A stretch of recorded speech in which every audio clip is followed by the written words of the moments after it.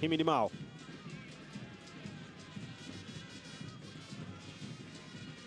Idi Nado. Lusajo. Mwekenda.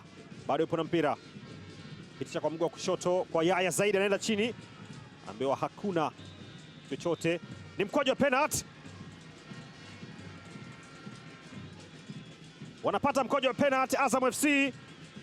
Ingia Yaya Zaid. Akapewa changamoto na Seleman Omari. Akatazama nini ambacho kimetokea, lakini mwamuzi anachosubiri ni filimbi. Amina Kiando imruhusu kuweza kucheza huo mpira. Anaenda Faisal,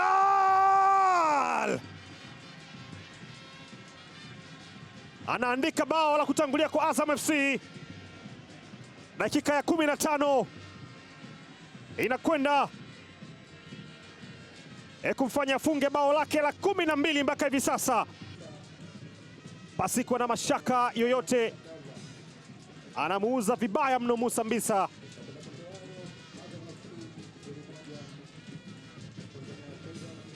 Ni Azam FC ambao wanatangulia.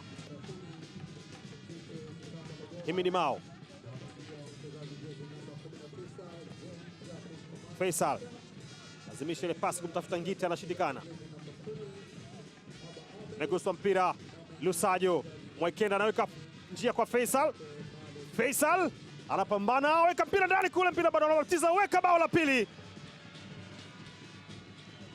Anafunga bao la pili Idi Seleman, Idi Nado, akiwa kwenye eneo huru zaidi. Wachezaji wa Prisons wakitazama wachezaji wengine, walisahau kamba kuna Idi Nado. Ana Ngita ambaye aligusa mali. Lusajo akaingia kwa kasi kweli kweli, lakini alichagua kuweka pasi kwa Faisal Salum. Faisal akaweka mpira ambao ulibabatiza, akiwa onside.